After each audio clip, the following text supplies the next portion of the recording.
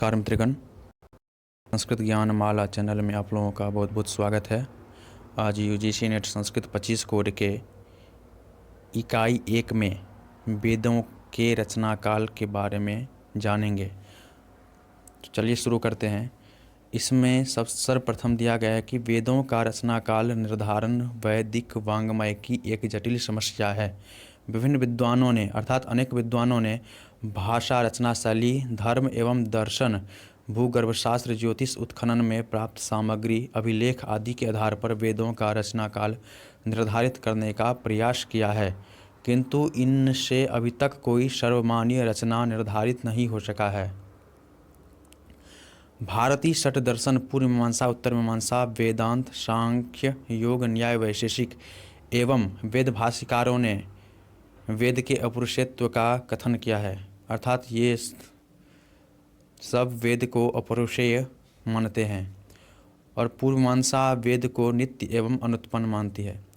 पाश्चात्य विद्वान भारतीय परंपरागत वेद के अपौरुषेयत्व सिद्धांत को स्वीकार नहीं करते, अर्थात पाश्चात्य जो विद्वान हैं वे वेद को अपौरुषेयत्व सिद्धांत को स्वीकार नहीं करते हैं। उनका मानना है कि वेद आर्यों की रचना है, मानवकृत है, अर्थात पौरुषेय है। उसके बाद सर्वप्रथम प्रोफेसर मैक्समुलर का मत है। प्रोफेसर मैक्समुलर ने सन 1859 ईस्वी में अपने रचित ग्रंथ a history of ancient Sanskrit literature में वेदों के काल निर्णय का सर्वप्रथम प्रयास किया। मैक्समुलर के अनुसार सर्वप्राचीन ऋग्वेद की रचना 1200 ईस्वी पूर्व अर्थात विक्रम पूर्व में हुई होगी, क्योंकि विक्रम से लगभग 500 वर्ष पूर्व उदित हुआ बौद्ध धर्म वैदिक वाङ्मय की सत्ता को स्वीकार करता है। प्रोफेसर मैक्समुलर ने समग्र वैदिक काल को 4 विभागों में बांटा है: छंद काल, मंत्र काल, ब्राह्मण काल, सूत्र काल। इसमें प्रत्येक युग की विचारधारा के उदय तथा ग्रंथ रचना के लिए उन्होंने 2 वर्षों का काल माना है। इसमें सर्वप्रथम सूत्र काल 600 ईस्वी पूर्व से 200 ईस्वी पूर्व तक इनके मत में है कि सूत्र काल 600 ईस्वी पूर्व से 200 ईस्वी पूर्व तक है। ब्राह्मण काल 800 ईस्वी पूर्व से 600 विक्रम पूर्व। मंत्र काल 1000 से 800 विक्रम पूर्व।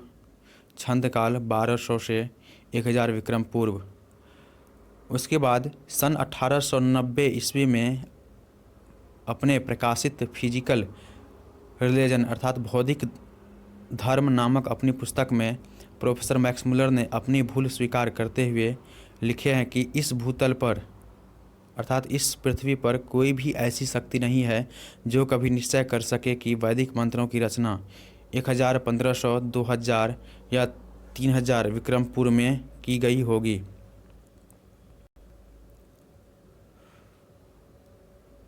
परंतु हम भारतीयों का दुर्भाग्य कि वेदों के काल निर्णय के विषय में मैक्समुलर के 1200 विक्रम पूर्व को ही हम सनातन सत्य मानते आ रहे हैं। परीक्षाओं में भी यह प्रश्न प्रमुखता से पूछा जा रहा है, जबकि इस मत के प्रणेता मैक्समुलर ने स्वयं इसे अपनी भूल मानते हुए इस मत का खंडन कर चुके हैं। अर्थात प्रोफेसर मैक्समुलर मानते हैं कि इस भूतल पर भौतिक धर्म ग्रंथ में लिखे हैं कि इस भूतल पर कोई भी ऐसी शक्ति नहीं है कि जो वेदों के काल के बारे में निर्णय कर सके। उसके बाद ए वेबर का मत है। जर्मन विद्वान प्रोफेसर ए वेबर ने कहा, वेदों का समय निश्चित नहीं किया जा सकता। वे उस तिथि के बने हुए हैं जहां तक पहुंचने के लिए हमारे पास उपयुक्त साधन नहीं है। वर्तमान प्रमाण हम लोगों को उस समय के उन्नत शिखर तक पहुंचाने में असमर्थ है। फिर भी प्रोफेसर वेबर यह भी कहते हैं कि वेदों के समय को कम से कम 1200 ईस्वी पूर्व या 1500 ईस्वी पूर्व के बाद कथमपि स्वीकार नहीं किया जा सकता।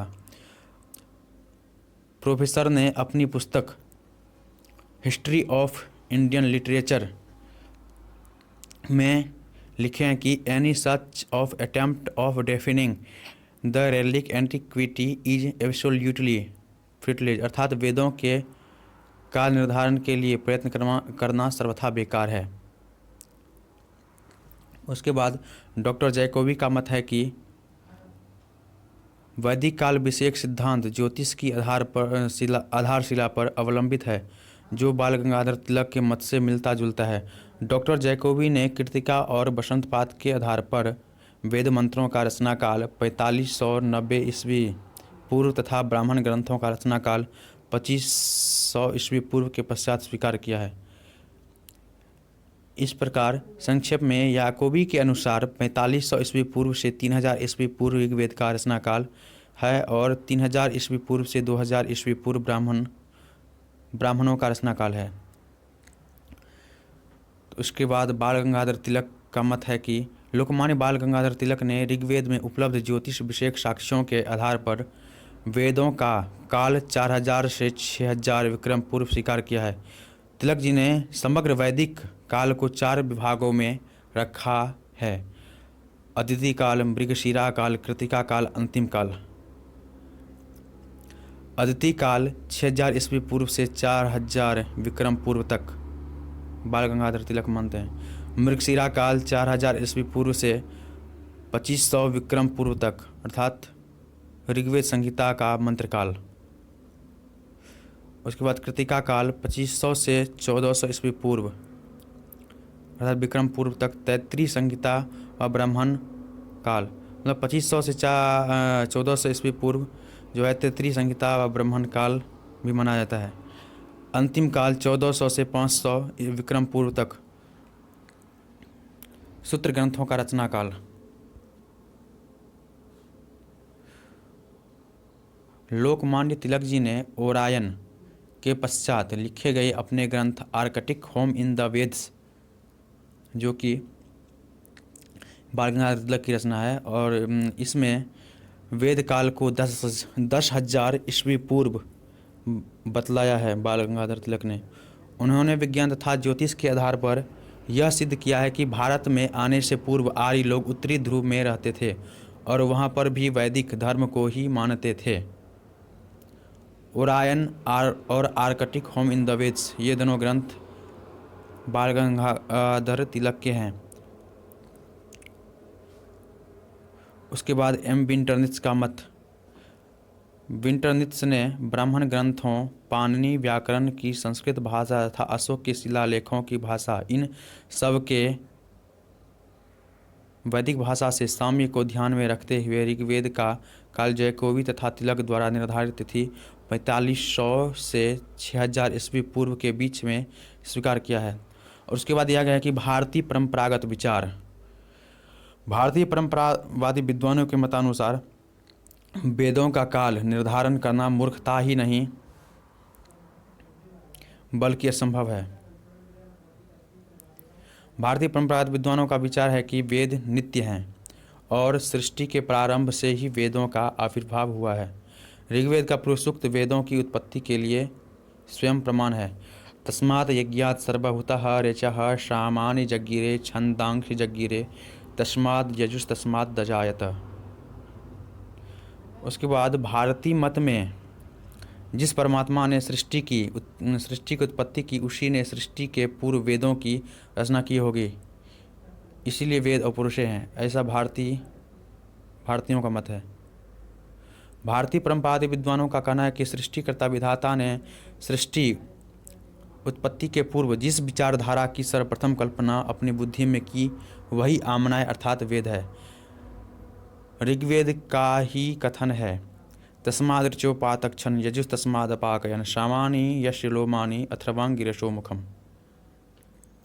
उसके बाद आदि शंकराचार्य ने वेदों का सर्वज्ञानमयत्व मानते हुए कहते हैं कि महता ऋग्वेदादे शास्त्रस्य अनेक विद्यास्थानोपबृंहितस्य प्रदीपवत् सर्वार्थावद्योतिनः सर्वकल्पस्य योनिः, अर्थात ऋग्वेद आदि महान शास्त्र अनेक विद्यास्थानों से विकसित हुआ है और यह प्रदीपवत समस्त विषयों को प्रकाशित करता है। इस प्रकार के सर्वज्ञान संपन्न शास्त्र का उत्पत्ति स्थान ब्रह्म ही हो सकता है, क्योंकि सर्वज्ञ परब्रह्म परमात्मा के अतिरिक्त अन्य किसी से ऋग्वेद आदि सर्वज्ञान संपन्न शास्त्र की उत्पत्ति नहीं हो सकती है। और लिखे हैं कि पूर्णमदः पूर्णमिदम् ओम पूर्णमदः पूर्णमिदं पूर्णात् पूर्णमुदच्यते पूर्णस्य पूर्णमादाय पूर्णमेवावशिष्यते। इसके अनुसार सर्वज्ञानमय पूर्ण वेद की उत्पत्ति मात्र पूर्ण ब्रह्म से ही हो सकती है, ऐसा शंकराचार्य का मत है। भगवान बादरायण व्यास ने भी ब्रह्मसूत्रस्थ विप्रति सिद्धाच्च के द्वारा इसी मत को सूचित किया है। भगवान जैमिनी ने पूर्वमीमांसा दर्शन में नित्यस्तु स्यात् दर्शनस्य परार्थत्वात् इत्यादि 6 सूत्रों के द्वारा अनित्यवादी पक्षों के तर्कों का खंडन करते हुए वेदों का नित्यत्व प्रतिपादित करते हैं। उत्तर मीमांसा में महर्षि बादरायण व्यास जी ने शास्त्र योनित्वात् इस सूत्र के द्वारा वेदों का उद्गम पर ब्रह्म से ही हुआ है, इस सिद्धांत को स्थापित किए हैं। उसके न्यायिकों का मानना है कि सृष्टि के आदि में ईश्वर की निश्वास वायु से वेदों की उत्पत्ति हुई है, और ये प्रमाण भी देते हैं कि अनादि निधना नित्या वागुत सृष्टा स्वयं भुवा आदो वेदमयी दिव्या यतः सर्वा प्रवृत्तयः। इस प्रकार भारतीय परंपरावादी विद्वान वेदों को नित्य स्वीकार करते हुए अपरुषीय मानते हैं। अगर आपको ये वीडियो पसंद आया है तो चैनल को सब्सक्राइब एवं लाइक इत्यादि कर दें। धन्यवाद।